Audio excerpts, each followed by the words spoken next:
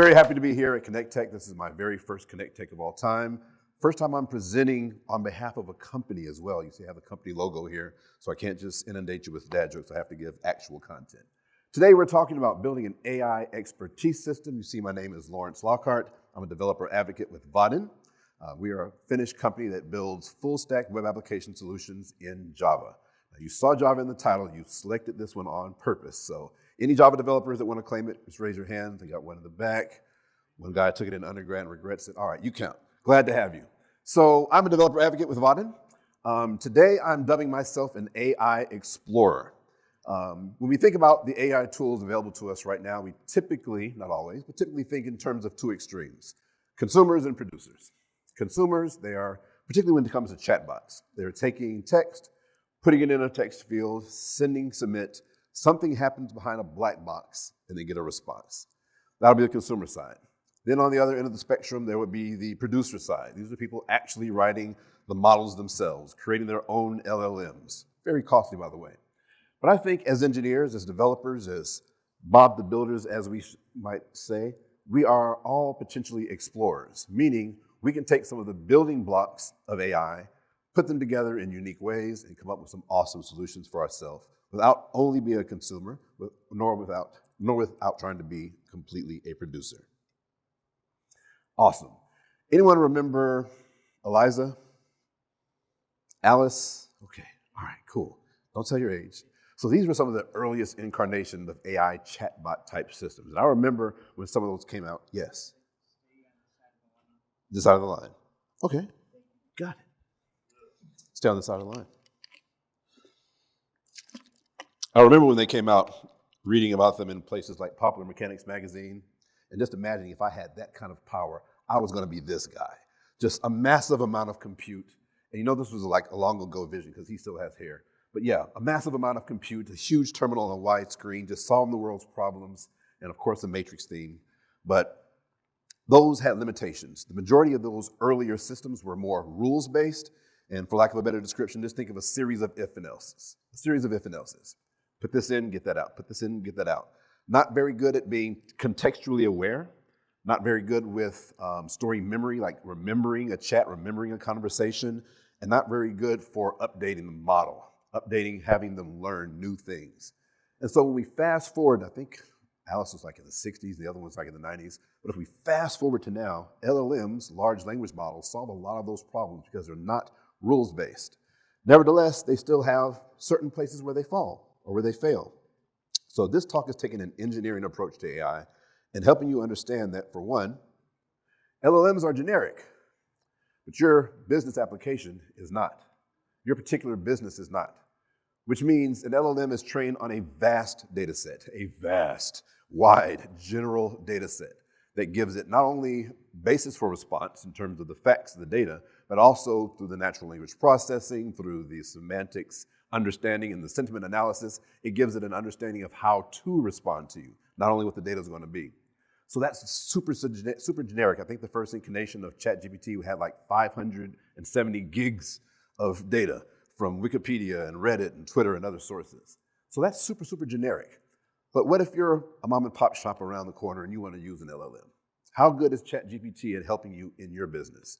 Or a larger organization? How do you specify the general nature of an LLM for you? That's our query today. So we're going to look at this little project. This is our problem statement. We have together a car rental agency. Bob's, Joe's, Mark's, Dan's, wherever Dan is, car rental agency. And we want to use some cool AI stuff, all right? We want to have the ability to have an assistant, a chat assistant over here on the side, where customers can make queries, they can get information about their bookings, maybe cancel bookings, things of that nature. But ChatGPT in and of itself, as it stands, as powerful as it is, can't do that alone. We need to do some integration. We need to do some exploring. Y'all with me so far? Let me get a yes. All right. So we're more than consumers. We're more than producers. We're in the middle using building blocks to build solutions for our business. So for this model, we're going to use two technologies in particular. The one on the left is, it's a cute parrot, but it's LangChain 4J. That is a Java implementation of LangChain. You've probably heard of LangChain from Python or from JavaScript. There is a Java implementation as well. Don't leave us out. LangChain 4J. And it'll be our tool for leveraging AI. And on the right is the one, of course, that I'm representing. That is the framework symbol for HILA. Now, HILA is a framework from Vaadin, the company I work for. I told you we make web application solutions for Java developers. HILA is really unique. It actually packages a Spring Boot backend with a TypeScript front end in a single project, right? You run the command line tool, you run the command line command, and you get that full stack in a single project.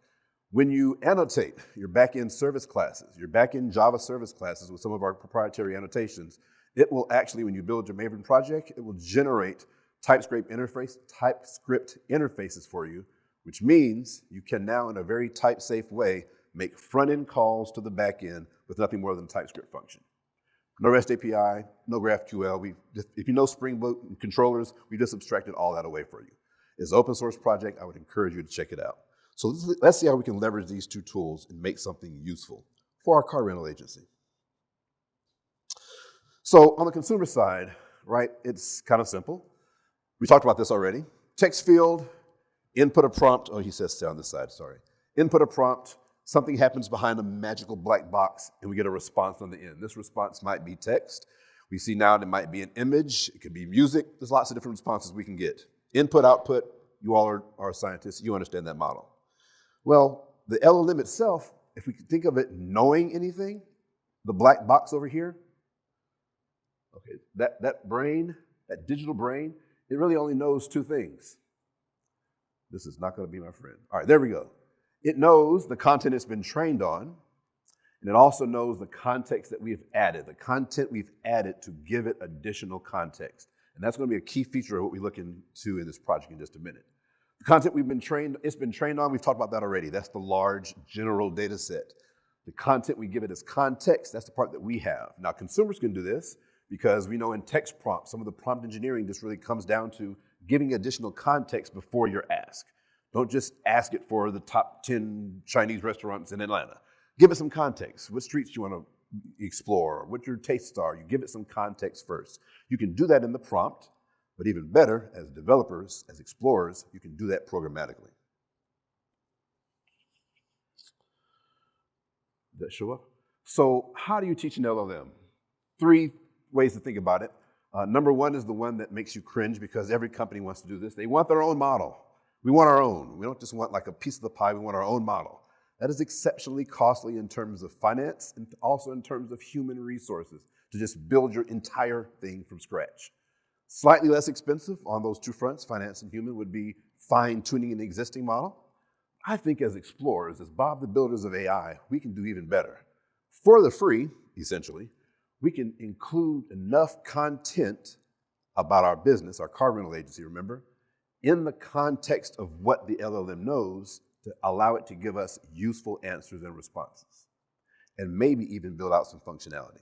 So what we need to do is include content in the context. What does that look like? The context itself is the LLM's working memory. This is a rough graph, but it's generally how things work. System prompt is going to be an instruction about how the LLM is going to respond back to the end user, the consumer, as I called it earlier. The history, so anyone who's used ChatGPT knows you can't just continue a chat infinitely and it remembers everything. There is a defined amount of memory, and after a while it kind of seems to forget things because all these things are going to be associated with tokens, and there's a cost to that. We'll look at that in just a minute. But there is a block of memory associated for history, a block of memory associated to the actual prompt. We want the user to be able to ask questions and make commands. A block of memory for relevant information. This relevant information block here would be the content I'm referring to here. Those are one and the same. It's a very key block, relevant information, if it comes back. And then, of course, we need room for the answer. So we need some memory allocation because memory is a finite resource always, some memory allocation for the LLM to respond back to the end user. We have to account for that when we do our building, even as explorers. So tokens, I'm not going to get too deep on this. Think about tokens as the bytes of an LLM. It is the smallest measurable quantity of data that it is interested in. Might be a character, might be a word. I've heard it averages 4 characters, but think about it as a small, tiny chunk of process of the way it processes characters. Typically, you're dealing with between 4,000 and 16,000 tokens, and this is important because your AI billing, I said it's not totally free, is based on those tokens. Why did I lose power? All right, cool. That being said, we don't want to include the world of information about our app and our context in that. It's going to take up too many tokens, take up too much memory. We only want to include the most relevant information. But there's a process behind that. We're engineers. There's a process behind determining what is relevant. We start with this. So for our car rental agency, and I know that font is horribly small, but just go with me. This is our terms of service. We have policies. You can return a car on this date, you can cancel on that date. We have terms of service. It could be a PDF, for instance. At all times, not all of this is relevant for every prompt. We need the LLM to have an understanding of what this means. And so what we're going to do, and we'll show you this in code in just a moment, is we're going to segment or split our document. And this could be a page, this could be a book, this could be whatever size is relevant for you. We're going to split it up into small logical units. That is a document. It is split. We're going to put this into some visual context. And this is very related to your React question. I really want to move. Dang it. You see that circle? Who's used a color picker? Don't lie. Raise your hands. Not cooperating. Y'all can leave. Anyway, so if you pick any place on that grid, and this is a hex EB5234, if my no glasses looking self is accurate. You know intuitively all the colors close to that circle are close to that color. They are related. There's a correlation between every color within a close distance, whether it's length or width, 2 dimensions. You just kind of intuitively know that. You can see it. But there's a mathematical representation that makes the same equivalency, because whether you're talking about hex, RGB, or any other color way of displaying colors, they have numbers behind them. Let's look at RGB. I like RGB. So the RGB for this is 2358252, which means if we were to vary one of those numbers only by 1, to the visual eye, we probably couldn't even tell the difference. Highly correlated. Mathematics vary, or the math behind it, the numbers behind it, they are very, very close. This is similar, not exactly, but this is it's a rough model behind how the LLM is able to take your prompt, which I'm representing by the color that I picked, and compare it to all of the available data. Because in this color spectrum, there is white, there's black, there's blue, there's colors that are very far off. And you just know they're far off. You look at them, it's red, it's blue. But if you look at the numbers behind them that represent them, you will also see a lack of correlation. Just think about black and blue, or black and white. So that's my model, that's my analog for vector embeddings, which look like this. Now, those are not vectors, but since we're talking about RGB and we all know what RGB is, I'm just going with this. Actual vectors look much more complicated, but stay with me. What's going to happen when we get into the code is that we're going to take our document, our car service rental document, split it up into logical chunks, and then vectorize it. Have the LLM derive or produce for us mathematical representations of each one of those, which gives us the ability, is this in the right order, to store them for future use. Really, really important. You saved your PDF, you uploaded it, so to speak. Fine, but it really can't do anything with that. We need to take that text and give it some mathematical understanding. That's the vectors, the vector embeddings. We take the text, change it to math, the vector embeddings, we store them in this embedding store. I saw a question.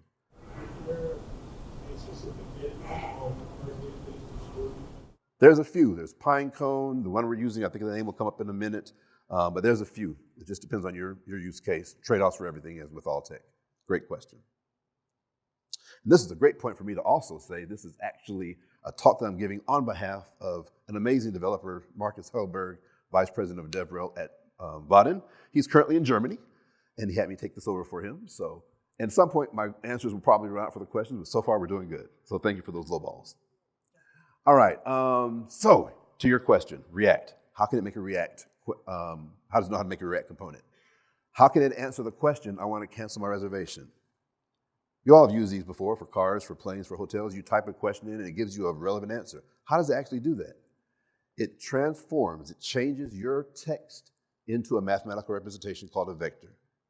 It compares that. It retrieves the relevant vector that is closest within the parameters you set to your question, and it uses that as the base to go on. Now, that's not the answer. It has to use the sentiment analysis and natural language processing, which I'm just throwing that out there loosely. There's a lot behind that, but it uses at minimum those two things to understand how to take this data and formulate it into an answer that answers your question. But it doesn't use all of the data, back to relevant information. It uses that which is most mathematically correlated. Cool? Awesome. So that's what we're going to do. Coming to that shortly. Yes, coming to that shortly. Another great low ball. So that will allow us to answer direct questions. Can I do this? Can I do that? It checks the policy, gives the answer. But what if we want to have some functionality, some interactivity? What if we want people to be able to make reservations, cancel reservations, things of that nature? Well, our back-end service, we don't want to expose like all of that to the world.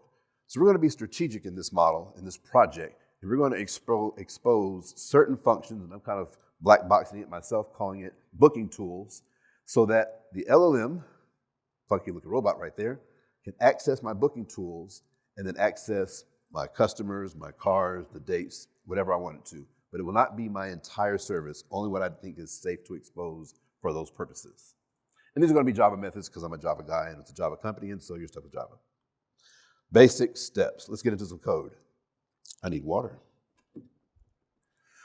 Start with our dependencies. This is a Hilla project. I mentioned Hilla earlier, Spring Boot on the back end. Here are the main dependencies. And by the way, quick caveat, we are not going to look at every piece of Java code because we'll be here until next week. We'll look at what is most relevant.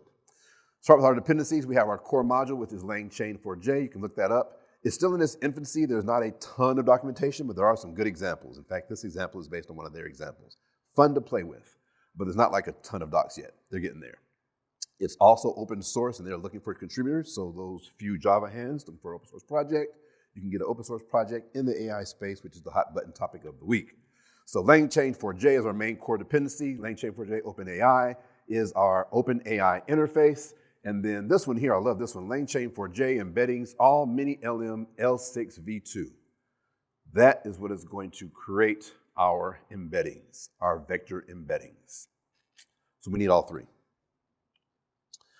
So here, we're using our builder pattern for this chat language model. It is referencing an OpenAI API key. In my case, for what you're going to see shortly, I'm just storing this as an environment variable. You would do it much more securely for production, but for playing around at home, that's perfectly fine. I'm using my value annotation for that.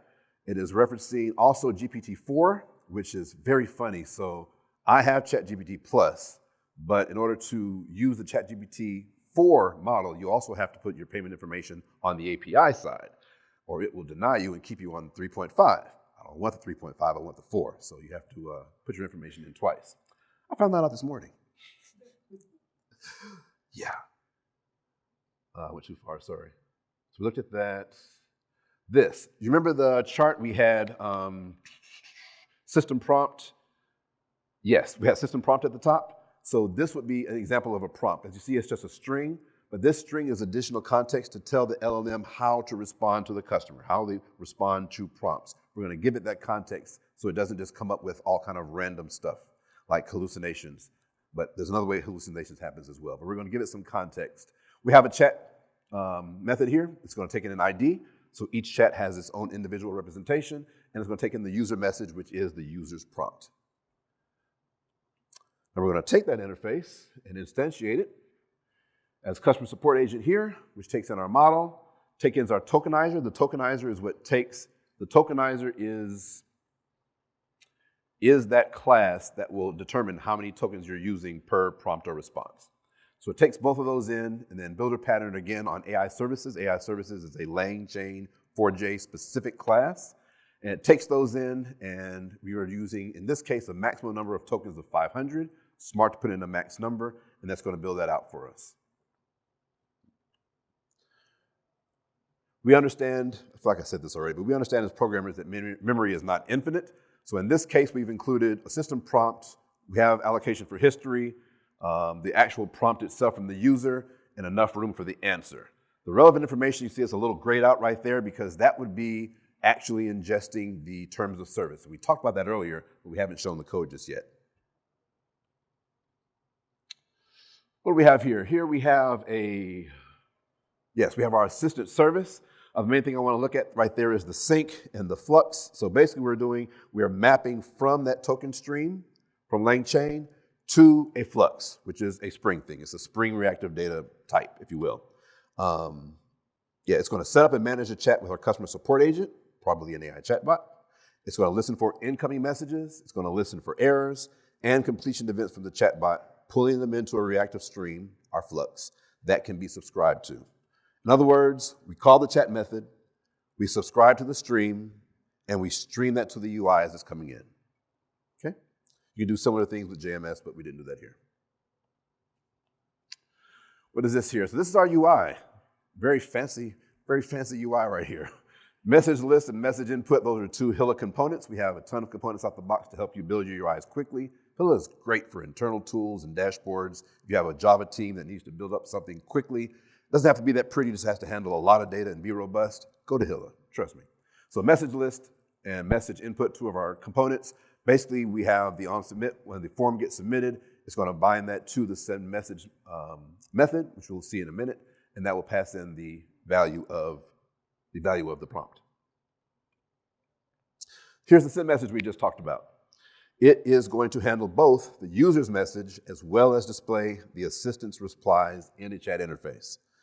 When we send, we have our onNext method being called. Good. The responses can come in chunks, which are either displayed as new messages or appended to the last assistant. So the first one's going to be first. It's flagged that way. Then everything else gets appended onto it. All other messages get appended. Why does it even matter? It seems kind of intuitive. Well, it matters because if you have a response that's very long and you're not appending as you go and using a streaming model, it will seem slow. In other words, the user will type in a response and then it just sits there. So if the information is streaming, there's no reason we can't take that and append each piece of that message as it comes, and so it feels a little more fluid to the end user. That helps the UI out a lot, and the UX. That did not change. So here's what we have so far. Welcome to Miles of Smiles. How can I help you? Can you explain the cancellation policy? So that's the user. That's the consumer, as I called it. Of course, I'd be happy to explain our cancellation policy. You probably didn't read the cancellation policy that well earlier because the font is so small, but let me just tell you, this is a complete hallucination, which one of you very wisely brought that up, foreshadowing, appreciate that. It has just made up some terms of service because we talked about them earlier, but I haven't coded it yet. So it used its general knowledge of car rental agencies, the vast general data set we talked about earlier, and it's trying its best to fill in the gaps because that's what it's programmed to do. That will get somebody fired. Okay, this is not enough. So ChatGPT in this state is not enough, but we're not done. I think I figured finger. Scratching or questioning? All right, cool. So based on where you were, this is referable to these based on the information you have access to, that this is the reason this problem. Correct. Is that the same thing with the hallucination? Like, completely wrong? Is it wrong in context or is it wrong in system? That's a good question that scientifically I cannot answer, so I'm not sure. I would equate this to being close to being a hallucination. It is coming up with an answer, but it's not the right, it's the wrong answer. But it is an answer, it is a response. It satisfied all of the requirements of its programming, right? But it didn't satisfy the user, it's just completely wrong. It needs additional data. And that is, if you look up hallucinations in the long definition of it, at the end of the day, it needs additional data in one way or another to get a more accurate response. That's a good one. So let's add a little business context. Let's add some documents. We start here with our rolls off the tongue class, the all mini LM. This is what's going to get our embedding for us, instantiating that as a Java bean. And this, oh yeah, I almost forgot to say that. This is our transformer model, our sentence transformer model that actually changes the characters, changes the sentence into the mathematical representation. And you remember how we said the color picker was 2 dimensions? You just go up or left or right. This one changes your sentences into a 384-dimensional vector, if you will, vector representation. So comparing 384 numbers of a prompt to 384 numbers of its potential response gives it a good likelihood of coming up with meaningful responses, including React components or Spring Boot backends, either one. Now, this looks like a lot at first, so let's just break it down. Our embedding store does exactly that. It is the store, it is the database. Someone mentioned different types of databases. Somebody over here, I mentioned Pinecone. So we are using, I don't even see it right now because glasses are failing me. Nevertheless, our embedding store does exactly that. It stores our embeddings. It stores those vectors we've been talking about. Load document, that is a lang chain specific command. So we are going to define our resource. You see our terms of service here, and they're just a TXT file, and we are going to load those as a resource. That's the document that we showed earlier. We're going to wrap this up with our injector, and then using our builder pattern again, we're going to split the document. We talked about that. Create our embeddings. We talked about that. And then store them. We talked about that. That's the database, and return the store at the end. Now on to our retriever. This is also a lang chain 4J specific thing. Somewhat self-explanatory, which is helpful to me as an explorer. As you see, it takes the store that we just saved and the embedding model itself. Now, our constraints indicate we only want one result. You may want more than one. You can play with both of these parameters to get different results. But I just want one result for my testing purposes. I'm requiring a 0.6 score. That is my relevance score. I've seen 0.6, 0.7, lots of numbers. These both can be played with. This is your testing. This is your engineering. You may want more results. You may tweak the score. I said that already. And what we're returning is a retriever, which gets the data from the store using the model and the constraints you just defined. That's what it returns for our purposes. So now when we look at our customer support agent, we can add the retriever. We didn't have that earlier. So this is now going out and grabbing our local document. To get less hallucinations, we're adding more data to it with just that line. And that adds the relevant information block that we left out earlier. We now have relevant information for our business, whatever that business may be. Car rental agency, just an easy example. You can come up with your own. So now what can it do? Welcome to Miles and Smiles. How can I help you? Explain the cancellation policy. It does that. We see it's the 7 days. I do remember that that is accurate, and so we're looking good here. It is now utilizing our relevant information to give an even more accurate understanding, or even more accurate response to the prompt. Is there anything else we can do? What else can we add? Well, we can add custom functionality. What if we want more than just given response, which is kind of the rules-based I talked about with the old models. What if we want some interactivity? We need those building tools. So if we want to do that, we need our constructor injection for our car rental service, and we're going to make that available to our booking tools that we're building here. These methods would normally be human agents. We're going to make them as Java methods. And whether we're getting details or canceling, we can expose this component to our chatbot for additional functionality. I think my two methods we're going to get in this case are simply getting booking details, which takes the booking number and the person's first and last name. And what's the other one? Canceling a booking, which will also take the booking number, customer's first and last name. All right. We are building these out. It's a component class within Spring Boot, and that's going to be available to us. So here one more time, same customer support agent. We added the retriever last time. Now we're adding our booking tools, which the instance of booking tools here will allow it to have the interaction that we want. So let's run it one more time. Miles and Smiles, can I help you? Can you help me with my booking? Hello, of course, I'd be happy to help.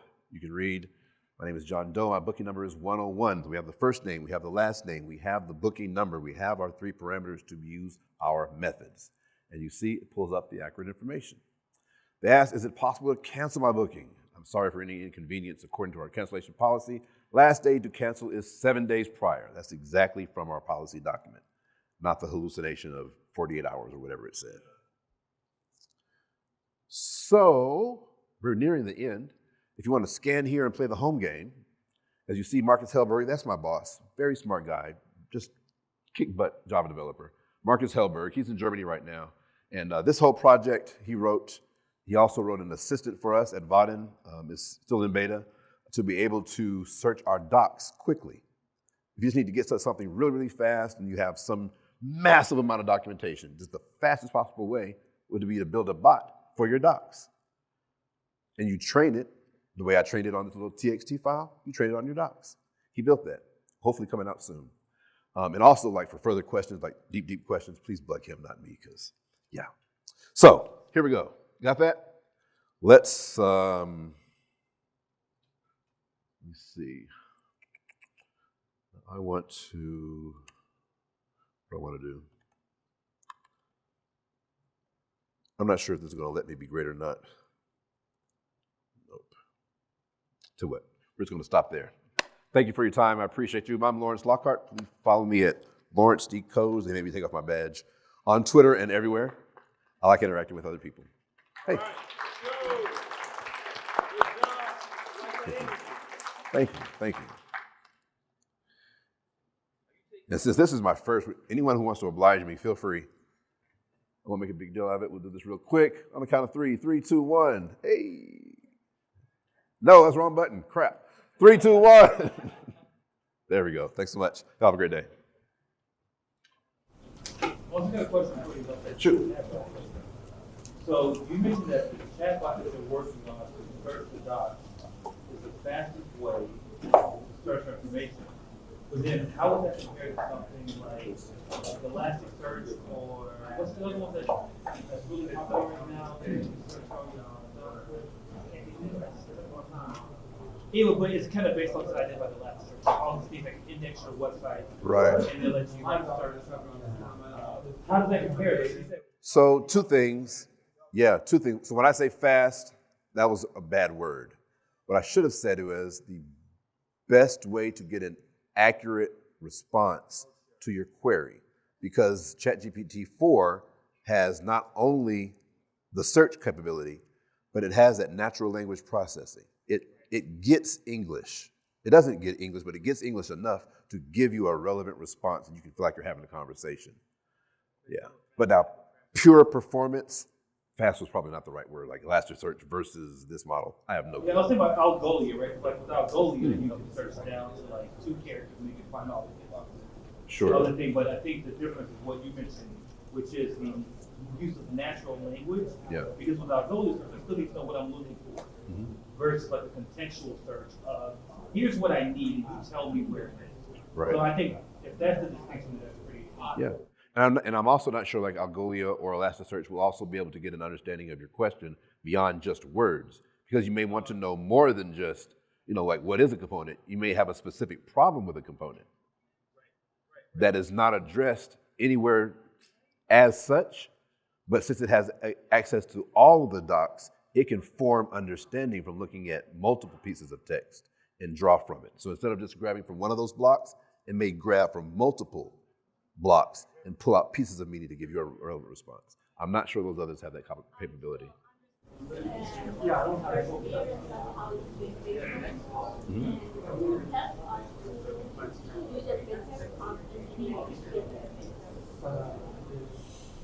Yeah, so the vectorization happens for you, right? That's part of the black box, changing the text into mathematical representation, or even the image. I keep saying text, but it can be an image. We can feed images now, we can get images back, so it's not just text. Text is just easy for understanding. But that happens for you. So as an explorer, remember, I'm not wanting to be a producer. I'm not wanting to be only a consumer. I want to take existing building blocks and get something out of it.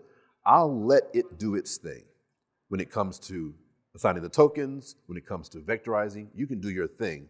But here's what I want you to do your thing on specifically, the needs of my business, whether it's going through my docs, looking at my policies, or any other service I needed to do. Yep. Hey. So for when you're vectorizing, when you're creating the vectors, the choice of the model will also have good, right? Yes. So each model can ingest only so much data. Correct. I think that's also valuable to discuss how the text should be, especially if you're going like that. Right. It's not just like a whole KPI, but not one goes or needs to be split. I think that's where the devil is thinking. Thank you. To generate. Right. Yeah. And it'll be a combination of that. First of all, you're right. And it's going to be a combination of that when you go to actually trying to build something out. Between that, and then also how many tokens do I want to use? Because the more flexibility I personally have or you have with the use of tokens, the more data we can include on the front end. Yeah, that's the best I have on that one. Thank you again.